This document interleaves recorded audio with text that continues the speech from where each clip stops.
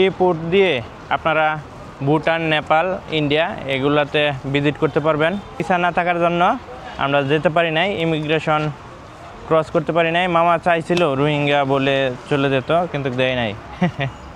আমি বাংলাদেশের প্রত্যেকটা বর্ডার দিক দিয়ে গেলাম, কিন্তু কোনো দিক দিয়ে আমি ঢুকতে পারি তাকে দিল না।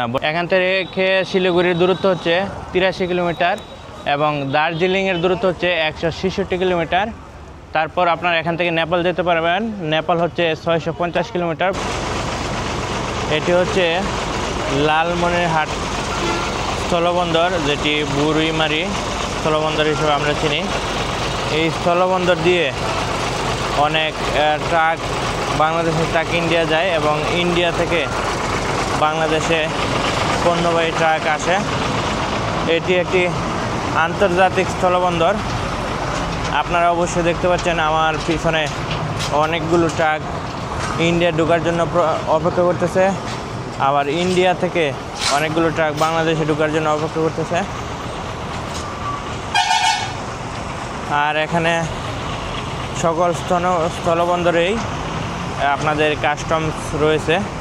এখানে যারা ইন্ডিয়া যেতে চায় ঘোরার জন্য মানুষ, তারা এখান থেকে ইমিগ্রেশন করে তারপর ভিতরে যাইতে হয়।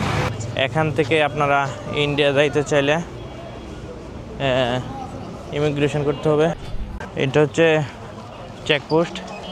ভিতরে ঢুকতে গেলে এখান থেকে চেক করা হয়। আমাদের ইন্ডিয়ার মতন রাস্তা বানাইতে, রাস্তা বড় করার জন্য অবশ্যই বড় করবে। দুইটা গাড়ি করো, এদিক দিয়ে লোড গাড়ি আসলে ওই দিক দিয়ে খালি গাড়ি বাইর হতে পারে না। আমাদের ইন্ডিয়া জাম লেগে যায় না? জাম মানে সেই সমস্যা। আমরা বুড়িমারি থেকে এখন রওনা দেব। ইন্ডিয়া থেকে অনেকেই বাংলাদেশে আসতেছে।